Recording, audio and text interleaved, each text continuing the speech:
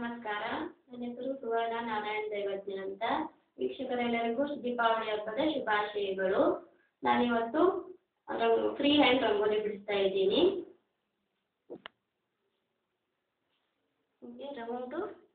ಒಂದು round circle ಬರಬೇಕು first. ನಂತರ ಇನ್ನೊಂದು ಅದೇ ಥರ ದೊಡ್ಡ ಸರ್ಕಲ್ ಬರಬೇಕು. ಪೂರ್ತಿ ನೀಟಾಗಿ ದೊಡ್ಡ ಸರ್ಕಲ್ ಹಾಕ್ಕೋಬೇಕು. ಆಮೇಲೆ ಒಂದೊಂದೇ ಪಕಡಿನ ಬಿಡಿಸ್ತಾ ಹೋಗಬೇಕು.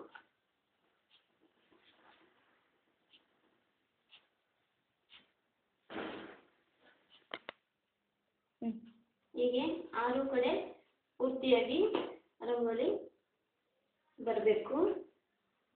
6 ಸೈಡು ಬಿಡಿಸ್ಕೋಬೇಕು. ಇಲ್ಲಿ ಮೊದಲು ಒಂದು ಎಲೆ ಇಟ್ಕೋಬೇಕು.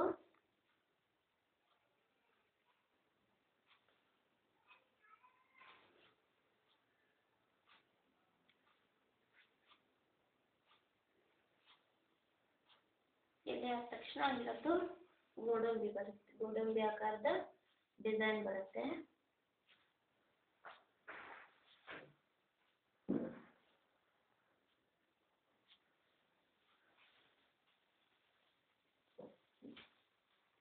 ಎಲ್ಲ ಸೈಡು 3 ಎಲೆಗಳು ಬರುತ್ತೆ.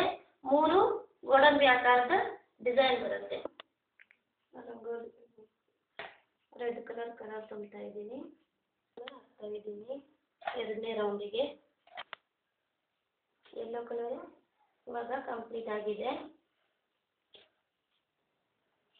ಆಮೇಲೆ ಇಲ್ಲಿ ರೌಂಡಿಗೆ ನಾನು ರೆಡ್ ಕಲರ್ ಹಾಕ್ತಾ ಇದ್ದೀನಿ.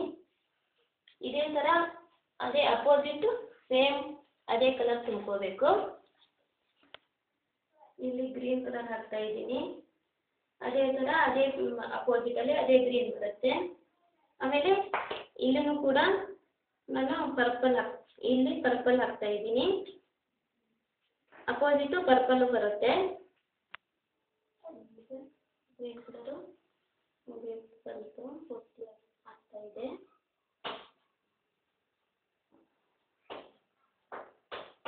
ಲೀಫ್ಗೆಲ್ಲ ನಾನು ಡಾರ್ಕ್ ಗ್ರೀನ್ ತುಂಬ್ತಾ ಇದ್ದೀನಿ. 3 ಲೀಫಿಗೂ ಡಾರ್ಕ್ ಗ್ರೀನೇ ಬರಬೇಕು. ಹೀಗೆ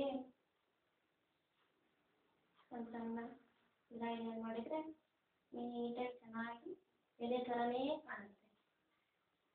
ಎಲ್ಲ ಸೈಡು ಹಾಗೆ ಮಾಡಬೇಕು.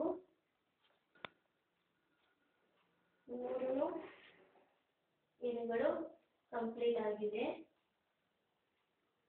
ಗೋಡಂಬಿಗೆ ಇದರಲ್ಲಿ ಈ ಗೋಡಂಬಿಯಲ್ಲಿ ಯೆಲ್ಲೋ ಕಲರ್ ತುಂಬ್ತಾ ಇದ್ದೀನಿ.